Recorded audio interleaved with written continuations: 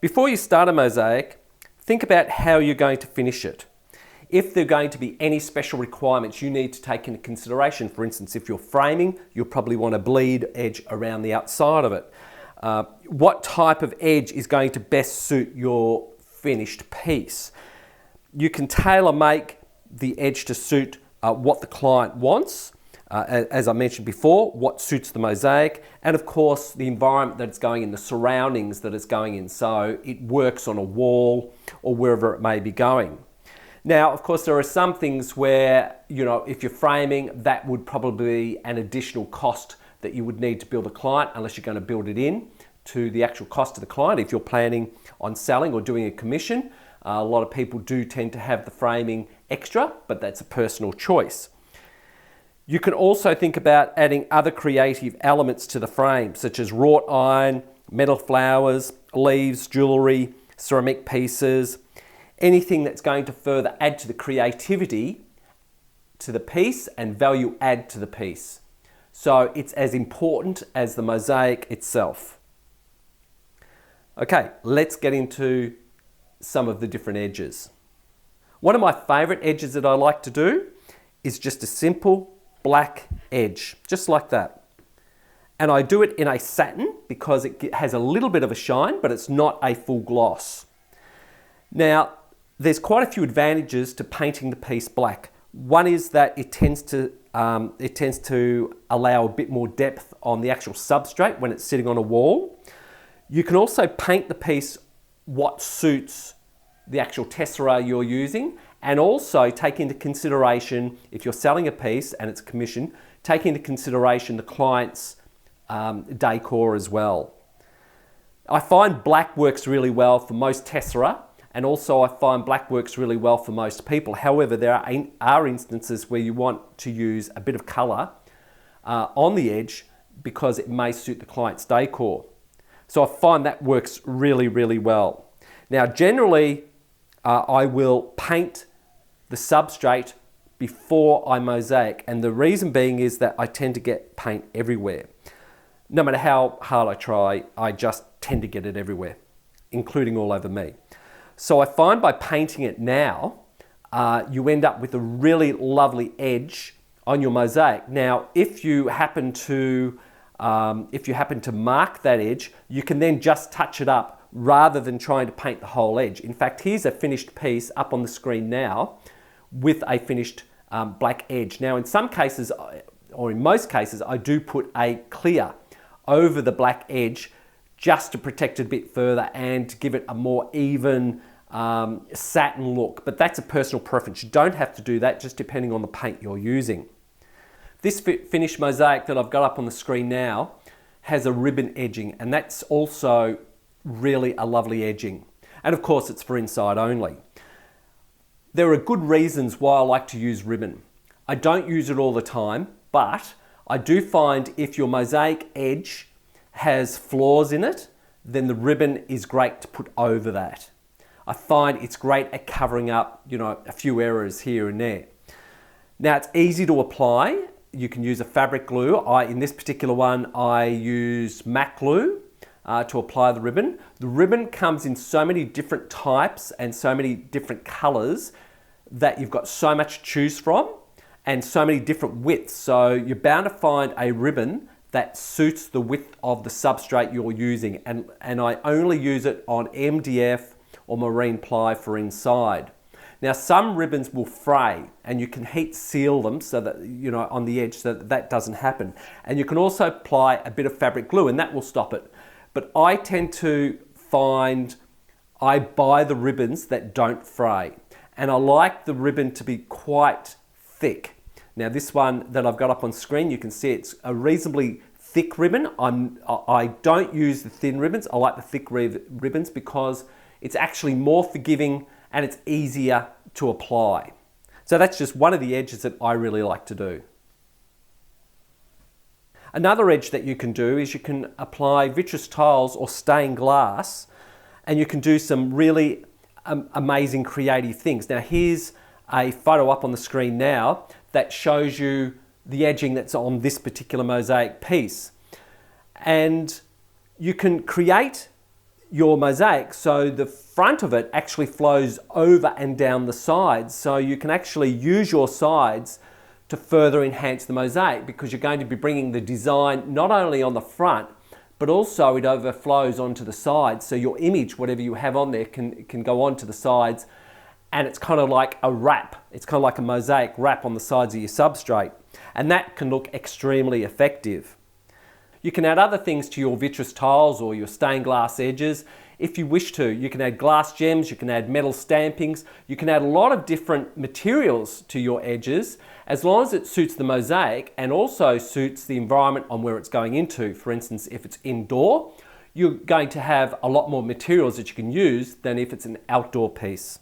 Now, the downside is if you happen to drop your mosaic, the chances are that it's going to crack the stained glass side or the vitreous tiles. So you have to be careful with regards to that. But then any mosaic you have, if you drop it on its side, there's probably going to be some type of damage anyway. So I don't see that as a big negative. I think this has a lot of fours rather than negatives. One of the things I do tend to do when I'm doing a tiled edge, I tend to use the standard size tiles, such as your vitreous tiles or stained glass, but I also randomly alternate with smaller pieces on the side as well. As you can see in this photo, it's got some small pieces in there.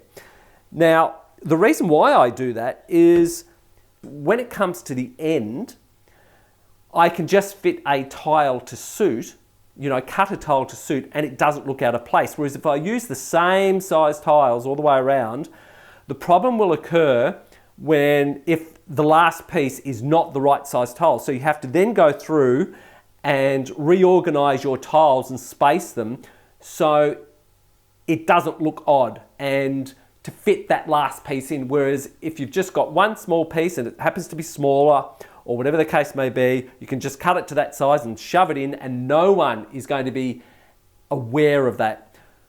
So let's get on to the next one. Up on screen now is a photo frame that I bought secondhand, and I made some polymer clay tiles and I added them to the front. Now, you can use polymer clay tiles on the side of your mosaic as well, as long as it's for inside. You can be very creative with polymer clay, and it comes in many different colors and types of polymer clay. I like to use the Kato brand, so that's K-A-T-O, because I find that it's more durable and doesn't have hardly any flex into it once it's been baked. You can also embed many different things into polymer clay as long as it can take heat. That's the big thing. If you put plastic in there, it'll melt and create an awful mess. So when using polymer clay, you can embed things into it, but just make sure that they're going to take heat. You can use mica powders, different colors. You can use acrylic paint on them. You can seal them when you're finished. There is so many things that you can do with polymer clay, but remember, they're not durable enough for outside, but for inside, they can be fine. So there you go. Another option is polymer clay. Custom framing is another option. However, when you're talking custom framing, it can be quite expensive. So get a quote first. He will be able to give you probably a ballpark quote, so you don't get bill shock when it comes to framing it. And he will probably also be able to advise if there's any special requirements. For instance, will he need a 10mm bleed or something around the mosaic to put into the frame, or is he going to actually go 5mm into your design? So the frame will cover 5mm over the top of it, which means you need to take that into consideration if it's going to be important. So custom framing is another option. Now, you could also take it to a blacksmith or a person that works with wrought iron, and he could do a wrought iron frame, which is obviously a different look, but I have seen some stunning wrought iron work, such as this one up on the screen here now. Now, he can also add things like flowers, like the roses, scroll work, metal leaves. Now, you might even be able to buy some of those off the shelf from him because some blacksmiths do, or wrought iron specialists do keep things like that. They make a big batch and they put them in the shop, and if anyone wants any, they buy them. So wrought iron works really quite well. Now, in this particular case, back to this one that I have here now on the screen, I used a second-hand frame, and that's quite a cheap option. You just need to make sure that the frame is actually very strong and it's in good condition. And what I did was I replaced the backing on this, which was MDF, with thicker MDF. I sealed the MDF, and then I applied the Smolty and the stained glass. And then I also added, when it was finished, some of these accessories on it as well, just to, you know, give it a bit of interest. So using that, now the only downside to using a second-hand frame is that you can only make your mosaic to the size of that frame. So if you have a specific size mosaic, the chance of you finding that same size frame is going to be very limited. But if you haven't got that issue, then this is another option to go, because you can pick up frames for like $5, $10, $20, $30, depending on the size. And it does allow you to do the mosaic inside the frame, and it's all finished, it's all done then. So that's another option for you.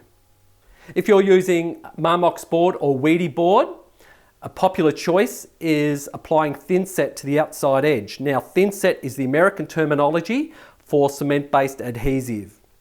Now, when you're using Marmox board or Weedy board, the inside styrene type center needs to be protected.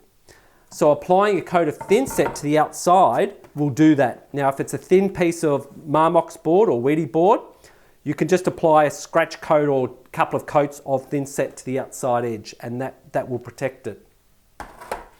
If it's a thicker piece of board, like I think this is around 20 mil, then you need to apply alkaline resistant adhesive mesh tape, and you apply that to the front and just fold it over, and then apply a couple of coats of thin set. This is an old board, but I've left it open so that you can see the mesh tape that's in there. Whatever you do, don't use grout as an edging for your mosaics, because grout does not have any adhesive properties, so therefore it can chip easily and it can break away.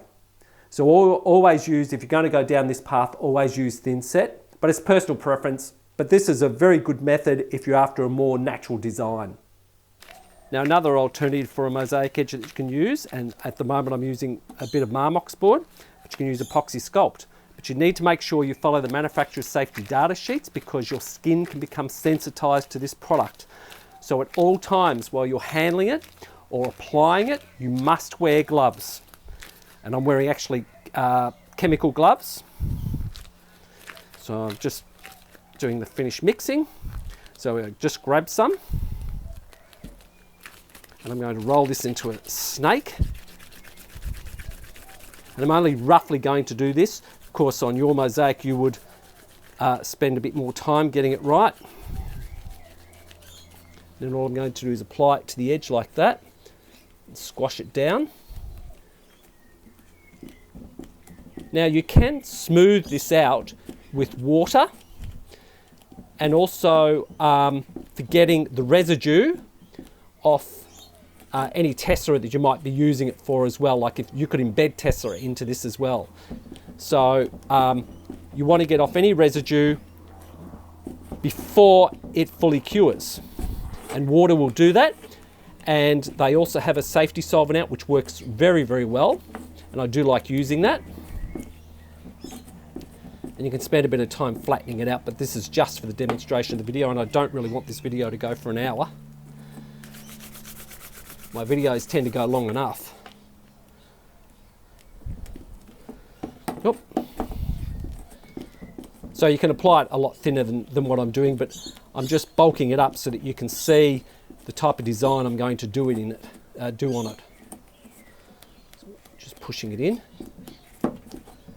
And like I say, even after the epoxy sculpt is mixed, still wear gloves when applying it.